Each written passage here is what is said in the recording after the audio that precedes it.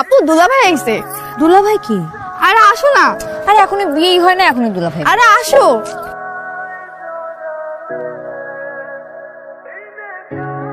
কবুল কবুল কবুল কবুল কবুল। মাশাআল্লাহ, আমার ছেলে পছন্দ হয়েছে। স্বাধীন ব্যাপারটা দেরি করতে চাইতেছি না, কারণ ছেলে মাত্র 2 মাসের ছুটি নিয়ে আসছে। তোমার পড়াশোনা? No problem. ছেলে পক্ষ মেয়ে পক্ষ যেহেতু দুজনদের পছন্দ করছে, আমরা আর পড়াশোনায় না যাই। ধরেন, তোমার গার্লফ্রেন্ড ছিল? না থাকলে ভালো, আর থাকলে ব্লক করে দাও। আমি আসার আগে 7 জনের নাম্বার ব্লক করে আসছি। আমাকে কিন্তু অনেক ভালোবাসতে হবে। ভালোবাসি অনেক। কত সুন্দর করে ফুটটা হাসতেছে। ঠিকই তো, ভাইয়া কিন্তু অনেক জোর, অনেক বড় ব্যবসায়ী, তাও আবার সৌদি আরবে। এরকম জামাই ভাগ্যের গুণে মেলে। না, খেয়ে বলো কেমন হয়েছে। মজা করে কিভাবে ভুট্টা ভাজলে? 5 বছর ধরে বাজি।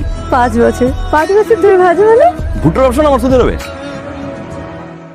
ভাইয়া বিদেশে ভুট্টা বেচেন, অনেক বড় ব্যবসায়ী।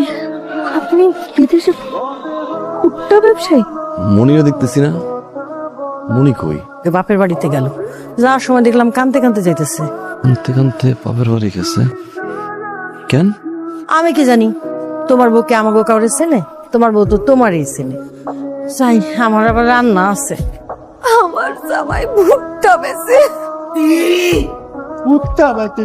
মনি জামাই ভুট্টা বেচে? আমাদের জামাই সৌদি আরবে ভুট্টা বেচে, ভুট্টা বেচে। তো স্বপ্ন ছিল আমার, বিদেশি একটা ছেলের সাথে বিয়ে করে আমি দেশ বিদেশ ঘুরে বেড়াবো। আমার মান সম্মান সব কিছু গেছে। শোনো আব্বা, সব সব তোমার একটা কথা বলতেছি, এই ছেলের সাথে আর সংসার করব না। দরকার পড়লে আমি আত্মহত্যা করব। এই মনি, বিদেশ যাবি না মানে? হ, আব্বার শরীরটা ভালো না। আব্বারও যদি কিছু হয়। নাকি নতুন বিয়া করছ দেখে আন্তর যাইতে মন চাইতেছে? তার দেশে থেকে করবি কি? 2 ভাই মিলে খামারে থাকবো, আর পুকুরের মধ্যে মাছ টাছ চাষ করবো। নিজের হাতে করে আজকে খামারটারে এত বড় বানাইছি। ভাইয়া আমি জানি তুমি অনেক কষ্ট করছো, টাকা পয়সা আমি পাঠাইছি না। টেকার গরম দেয় এটা সুস্থ আমার লগে। এই খামার কি তোর? বুঝছিলাম তোর লগে বিষয় নিয়ে আর কোনো কথা কম যাইব। এই যা কথা কম সব আমার আব্বার লগে কথা কম। এত চিল্লা চিল্লি না করে আগে কম, আরে কি হয়েছে? এই যে বিয়া করানোর পরেও ঘরের মধ্যে কত ধরনের অশান্তি চলতেছে, এটা তো বুঝেন না?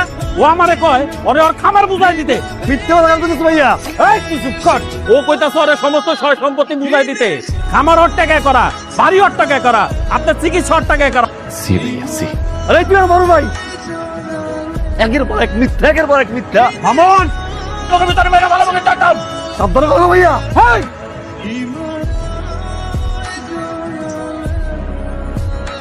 তালা টিকার কি হয়েছে বেশব?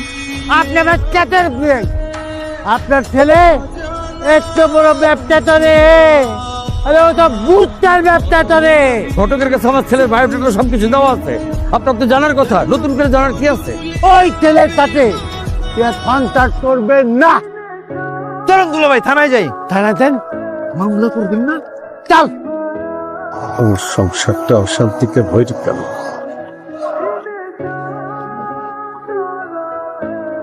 তুমি কি বলতে আসছো আমাদের, বলো তো? মনির সাথে দেখা করতে চাচ্ছিলাম।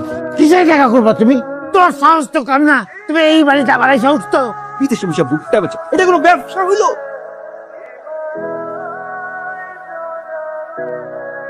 আমার জরায়ুতে ক্যান্সার ধরা পড়ছিল।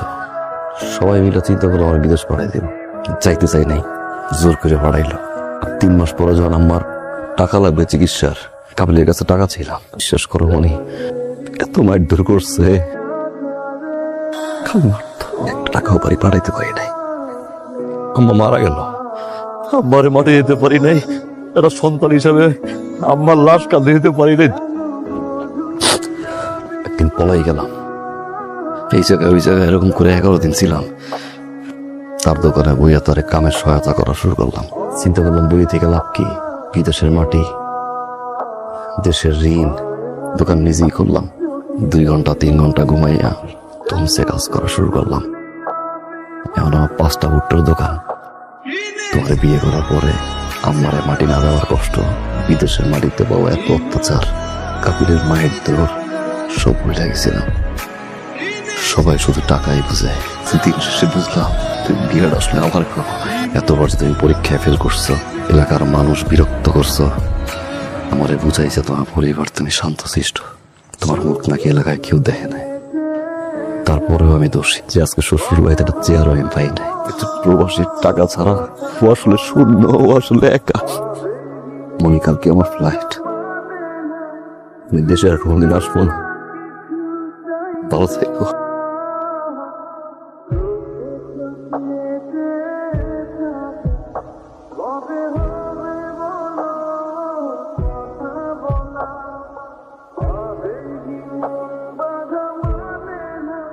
ভাই তুই 15 দিন আগে যেতেছো। কাপিল অসুস্থ তো, বিপদের সময় পাশ থাকতে হয় না। ভাই তুমি ভালো আছো তো? আব্বা, কি চাস? এই কি চাস তুই? ঘরটা অশান্তিতে ভরে দিয়ে তোর শান্তি হয় নাই? তোর শ্বশুর এই বাড়ির উপরে এসে আমার অপমান অপদস্থ করে গ্রামের মধ্যে আমার মান সম্মান ডুবাই দিয়ে গেছে। তোর আপন ভাই তোর বউ নিয়ে শ্বশুর বাড়ি চলে গেছে, তাতে তোর শান্তি হয় নাই? আর কি চাস? তুই থাকলে আমার কোনো শান্তি নাই।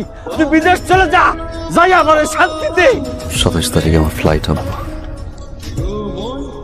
পাসপোর্টের ব্যাগের টিকিটটা রেখে দিয়ে।